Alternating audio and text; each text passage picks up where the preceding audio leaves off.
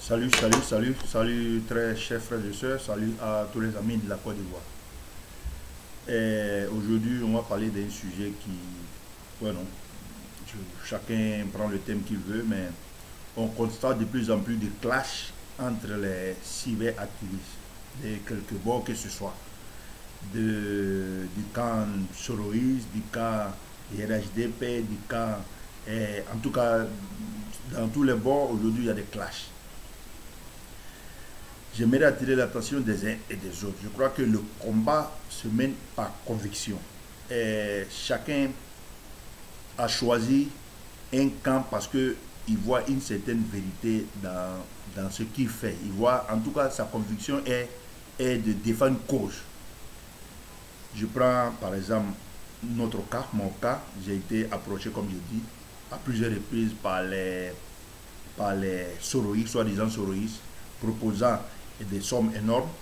Il dit que la conviction n'est pas celle-là. C'est un animateur de la vie politique sur les réseaux sociaux, s'insulte, il dit que il faut savoir le combat qu'on mène. Moi, je ne mène pas ce combat-là qu'on me donne quoi que ce soit et je n'ai besoin de rien de personne. Rien de personne. Je travaille. En tout cas, je peux me prendre en charge.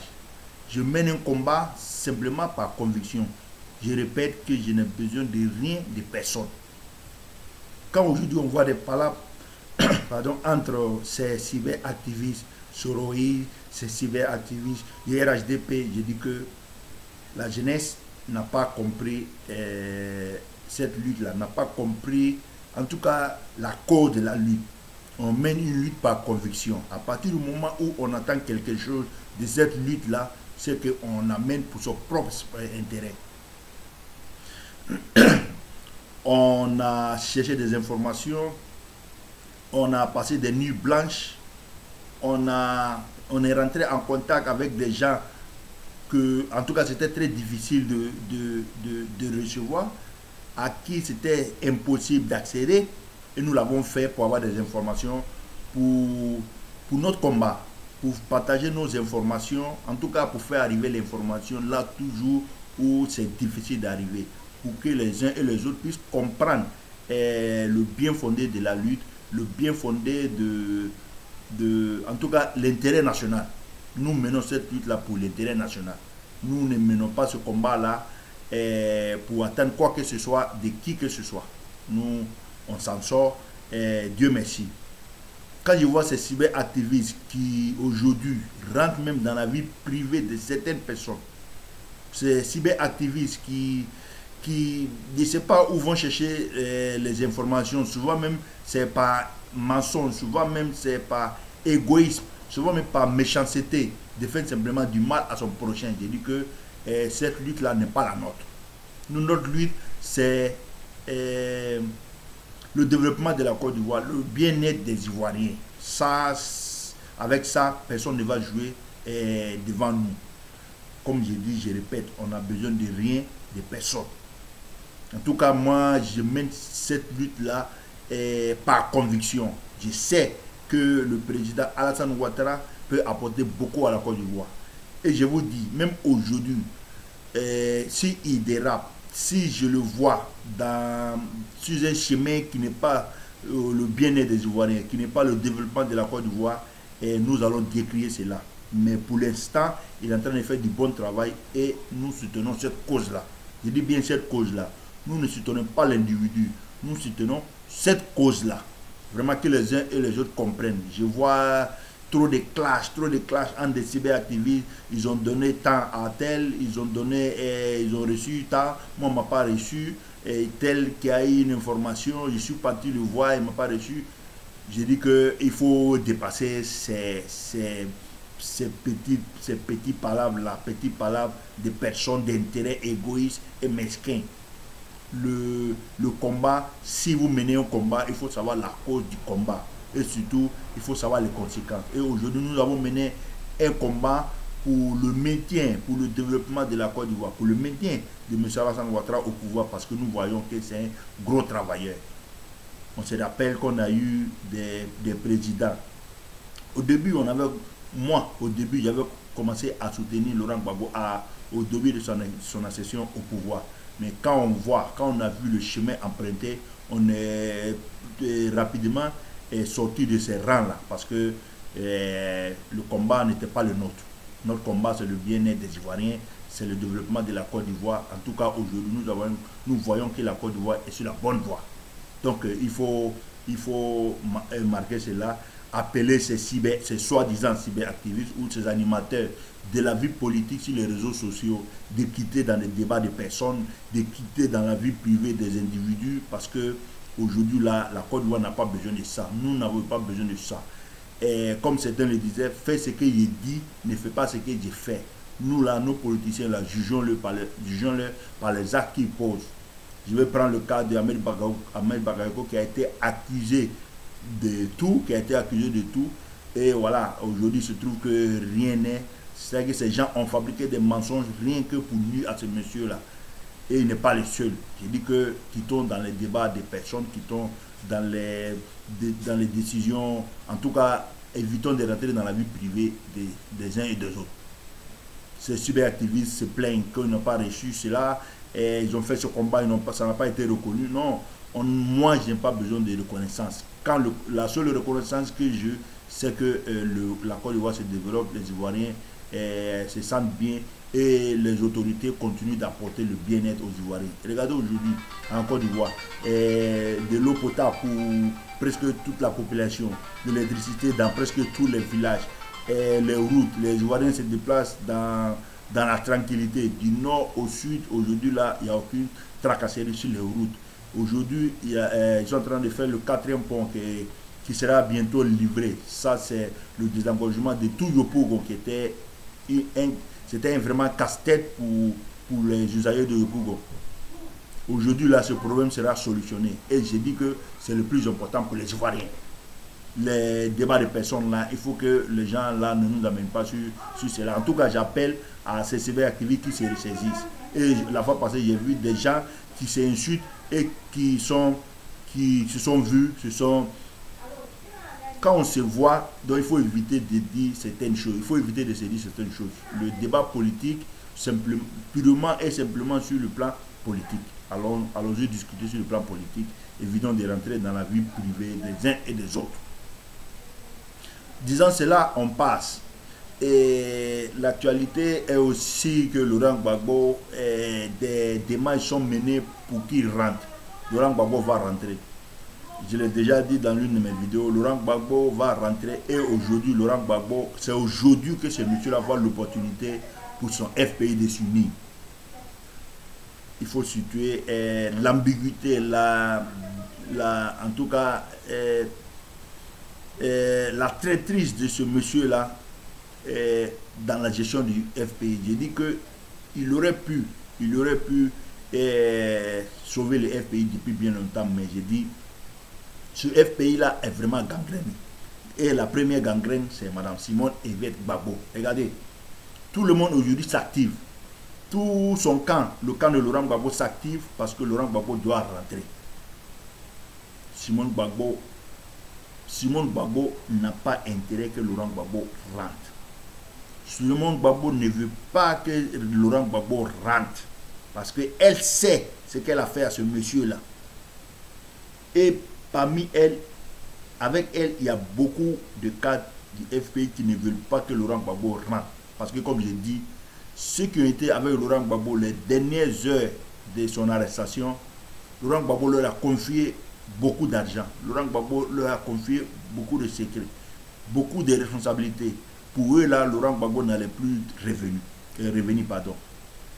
Pour eux, Laurent Gbagbo n'allait plus revenir. Et ces gens-là, ils ont trahi Laurent Gbagbo. Et ils n'ont pas intérêt, ils ne veulent pas que Laurent Gbagbo rentre. En premier, Simone Yvette Gbagbo. Allez-y bien chercher. Allez-y bien chercher. J'ai déjà dit dans une de mes vidéos, Laurent Gbagbo, depuis 9 ans séparé de son épouse, sa compagnonne de lutte, Laurent Gbagbo sort la première interview qu'il fait, il n'évoque pas Simone Gbagbo à aucun moment. Et vous sentez aussi que Simone Gbagbo, dans ses interviews, à aucun moment, elle évoque Laurent Gbagbo. Allez-y comprendre. Cette femme-là, c'est un démon. C'est un démon. Voilà. Et puis regardez aussi les clashs entre les dirigeants, les soi dirigeants de l'opposition. Les clashs. Certains veulent aller aux élections législatives, d'autres ne sont pas d'accord. Il faut tout simplement leurs intérêts. Quand des gens s'en vont dans des discussions pour amener la paix, demander 500 millions pour le soutien, pour qu'ils aillent aux élections législatives, j'ai dit, allez-y comprendre quelque chose. Et entre eux, déjà, il y a des clashs. Ces gens qui étaient chargés de ramener la paix en Côte d'Ivoire. Ces gens qui se disaient des apporteurs de paix, de stabilité. Entre eux-mêmes, ils ne sont pas stables. J'ai dit que les Ivoiriens doivent comprendre que cette opposition-là ne peut rien leur apporter. Cette opposition-là, à sa tête, Henri Konan Bédié. Henri Konan Bédié, on va revenir parce que ce monsieur-là, c'est un rancunier né. Un rancunier né. Donc, l'opposition, avec ses clashs, surtout même entre ces responsables-là, n'arrive pas d'abord à mobiliser les militants, n'arrive pas à être responsable, n'arrive pas à être cohérent, même pour gérer une petite opposition-là. Imaginez quand il va avoir la gestion du pouvoir qui est une chose encore plus grande, plus énorme et plus compliquée. Donc les Ivoiriens, soyons intelligents et soyons malins. Cette opposition-là ne peut rien apporter à la Côte d'Ivoire. Et d'ailleurs, on les a vus à la tâche. Henri Konan Bédié, en tant que président, n'a rien du tout apporté. Ce n'était que des détournements. J'en reviendrai tout à l'heure. Laurent Gbagbo, on a vu la même chose, seulement que du bavardage. Il dit que les Ivoiriens ont besoin de choses concrètes. Regardez M. Alassane Ouattara. Moins de bruit et très efficace sur le terrain. En Côte d'Ivoire aujourd'hui, du nord au sud, de l'ouest à l'est, en passant au centre, toutes les régions sont en chantier. Ils sont en train d'apporter le bien-être à tous les Ivoiriens. L'économie ivoirienne est en train d'être partagée entre toutes les filles et tous les filles du pays. C'est ce qu'on appelle une gestion. Laurent Gbagbo, étant au pouvoir, n'a même pas pu apporter un petit développement à sa région. Imaginez que ce monsieur-là ne puisse pas apporter quelque chose à l'ensemble de la Côte d'Ivoire. C'était impossible et c'était prévisible quand on gère un État comme façon ils ont géré le pays. J'ai dit que ça ne pouvait aboutir qu'à cela. Ils ne pensaient à rien d'autre qu'à s'enrichir, qu'à se faire plaisir. Et nous l'avons vu. Pour être président, pour être responsable, en tout cas, il faut se priver de certains lobbies. Il faut se priver de certains privilèges. Voilà, pour faire avancer. En tout cas, il faut penser à tous les Ivoiriens. Et ce monsieur-là a seulement pensé aux gens de sa maison. Et là, on ne gère pas un pays comme ça. Pour revenir sur Henri Konan Bédié, qui est un rancunier, comme je dis, né un rancunier et un voleur. Un petit détail. Quand Henri Konan Bédié était au pouvoir, on avait, comment on dit, l'organisation, cette ONG qui se nommait Gala, servi de Henri Konan Bédié. Quand ils ont quitté le pouvoir, avec tout l'argent qu'ils ont volé, c'est-à-dire qu'ils n'ont pas pu conserver cette association-là, ou cette organisation-là. Ça veut dire que cette organisation non gouvernementale était gérée avec l'argent du pays. Et vous en avez les preuves. Vous en avez les preuves. Henri Konan Bédié, depuis son accession au pouvoir, comme j'ai dit, il a libéralisé les prix. En tout cas, pour parler des hausses des prix aujourd'hui qui est d'actualité. Il a libéralisé les prix et avec l'argent volé sous le régime, sous Houphouët-Boigny qui a laissé un peu faire, parce que Houphouët-Boigny était le père de la nation, il voyait certaines choses qu'il a laissées. Et Henri Konan Bédié en a profité beaucoup. Lui et nombreux de ses parents. À la mort de Houphouët-Boigny, Henri Konan Bédié s'est attribué, lui et son clan, toutes les entreprises, en tout cas des ventes, des distributions de produits de première nécessité. C'est pourquoi aujourd'hui, dans la désobéissance civile qui n'a pas marché, et aujourd'hui ils sont en train d'imposer une inflation des prix à la Côte d'Ivoire Ils pensent qu'ils sont en train de l'imposer à M. Ouattara. M. Ouattara, aujourd'hui, a l'argent suffisamment pour aller payer sur les marchés, sur n'importe quel marché. Mais ils sont en train d'imposer une misère au peuple ivoirien en pensant qu'ils luttent contre M. Ouattara, en pensant qu'ils sont en train de faire souffrir M. Ouattara. J'ai dit non. Parce qu'aujourd'hui, là, Henri Konan Bédié et son clan détiennent tous les marchés parce que eux-mêmes, ils ont libéralisé le marché quand ils étaient au pouvoir. Eux-mêmes, ils ont acheté des marchés quand ils étaient au pouvoir. Eux-mêmes, ils se sont mis aux affaires, surtout. Et avec la complicité, avec la magouille de leurs amis, de leurs camarades de l'extérieur. Je vais parler notamment de nombreux Français. De nombreux Français se sont vus attribuer des sociétés, mais qui sont actionnés par Henri Konan Bédié, qui était président. Donc il avait la même mise sur toutes ces sociétés-là. Il avait la même mise sur tout cela. Il avait la possibilité d'attribuer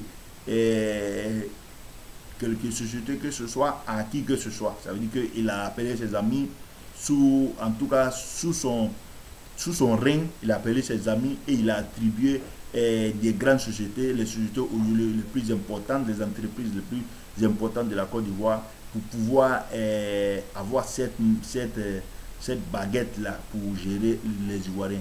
Aujourd'hui, je prends le cas de Jean-Yves Billon. Depuis ses parents jusqu'à lui, ces individus ont amassé beaucoup d'argent. Et ils ont le monopole même là de la vente et de la distribution des produits de première nécessité en Côte d'Ivoire. Et aujourd'hui, ils utilisent cela pour faire du mal à la population en pensant qu'ils veulent contraindre M. Ouattara à je ne sais pas quoi. Parce que M. Ouattara aujourd'hui n'achète pas, il peut acheter sur les marchés, mais il a suffisamment de moyens pour acheter sur n'importe quel marché.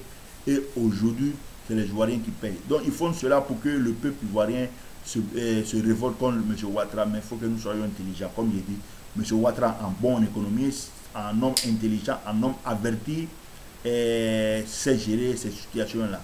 Les populations de la Côte d'Ivoire, j'ai dit que un homme intelligent, un homme mature, un homme responsable, nous saurons gérer cette situation-là.